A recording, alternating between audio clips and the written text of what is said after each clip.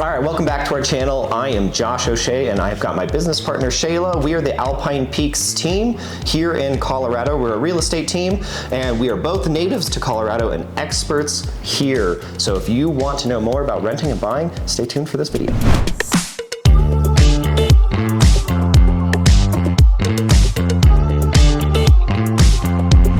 All right, if you're thinking of making that move here to Colorado and Denver's the spot for you, Denver has so many amenities. And what we're talking about there is you get major sports teams, the nightlife, all concert venues that are year-round. You can go check out Blake Street if you want that downtown, bars and arenas and fun stuff to do. But you also can go check out Sloan's Lake if you're like an active hiker and you just want a more natural feel while you're living in Denver. Denver has so many cool spots to go check out. And we're gonna kind of walk through each cool spot. So if you're thinking, hey, I'm gonna rent or I'm gonna buy, where do I want to be in Denver and what do I really want to get out of my Denver lifestyle?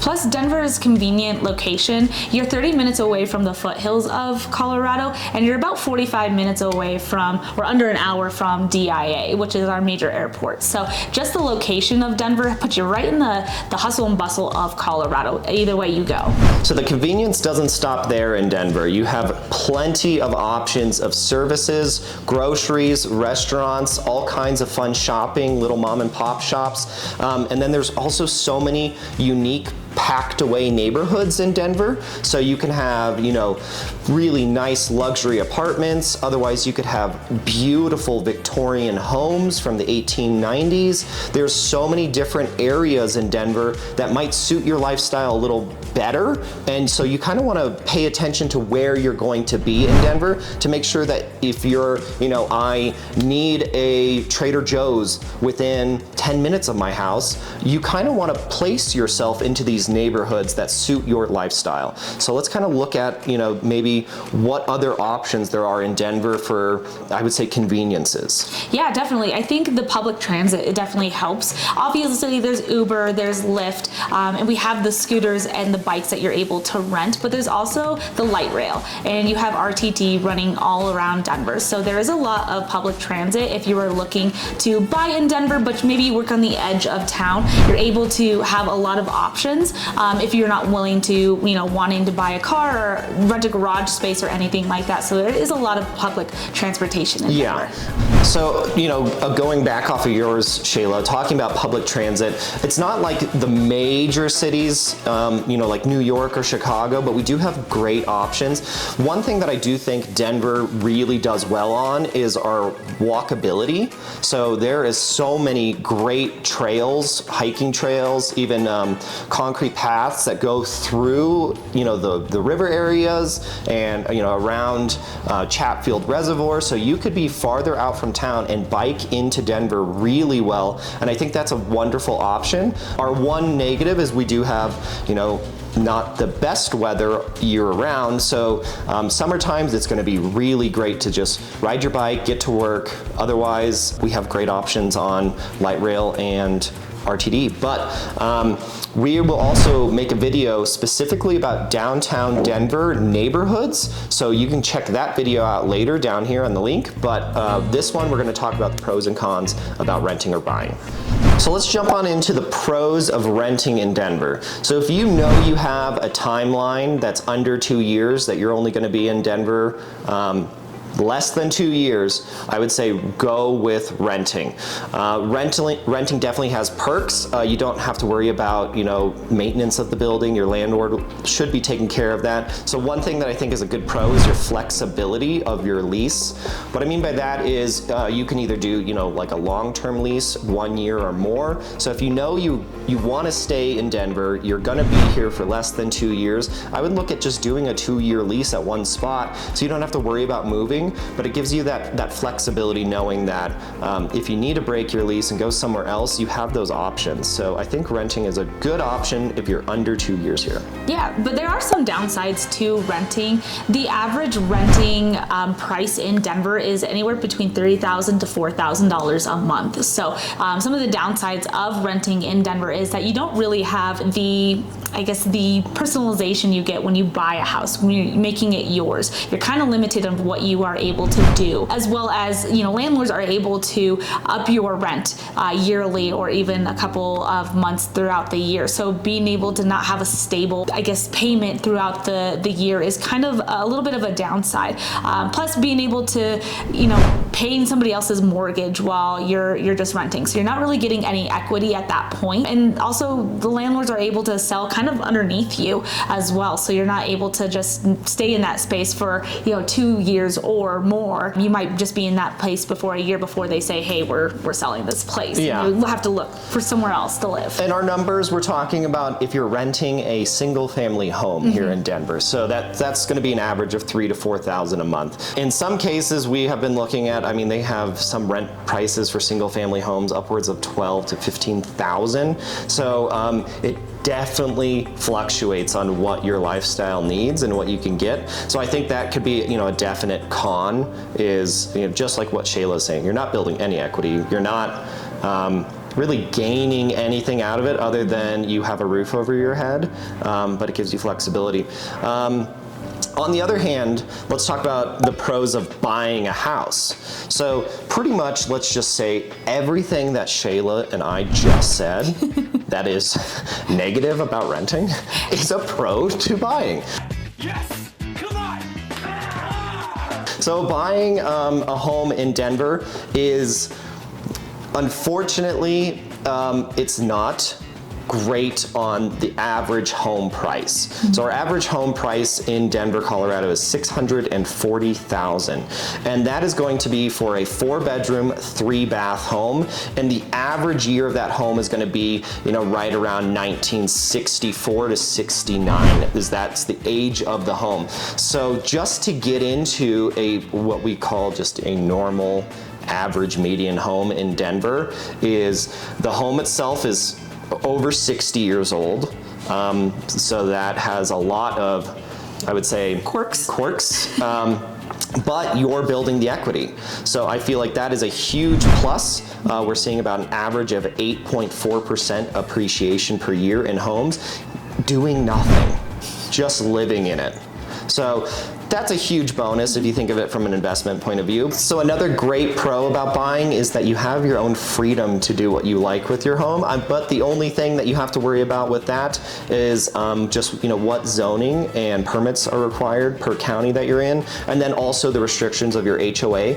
But usually it does give you a big window there of options that you can do with your home. So I think that's a huge pro, is that you are allowed to make it your own and say, hey, I can touch this tangible asset, this thing is mine, I'm really proud of it. So I think that's a huge pro. Like Josh said, it is something that is yours. You don't have to worry about somebody taking it from underneath you. Yeah.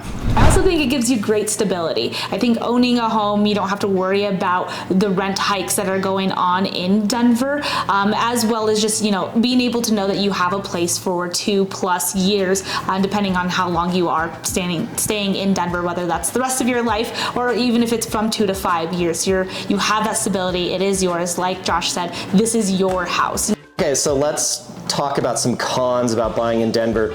It's expensive. No, God! No, God, please, no! And so even if you're using a first-time home buyer's grant, a CHAFA grant, a 3% conventional, you're looking at, you know, if we're doing $600,000 as our median, you're looking at least putting $18,000 down as, you know, realistically a minimum. So if you don't have that capital right now, it's a tough market to get into, and you know, with high interest rates, your mortgage is going to be pretty expensive comparatively to just renting. So that is what I would say is a big con right now, is how our interest rates are, what our market looks like, and the type of home you're buying is, you know, on average it's 60+ years old, and that comes with, usually some work if it's not done. Otherwise, it comes with a price tag. So I would say that is a big con. The other big con is our taxes. Taxes in Denver are terrible.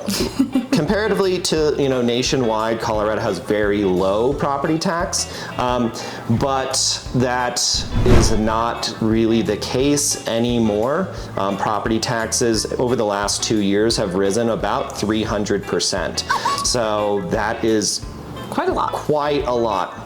When you're looking at, renting in Denver, you don't have to do that property tax unless your landlord has scheduled it into your, monthly payment of what you're paying in rent. But as buying, that is a huge con when you're already putting $18,000 minimum down, and then all of a sudden you're looking at a $4,000 to $5,000 a year in taxes. You're like, why is it so expensive? Oh, don't cry, are you?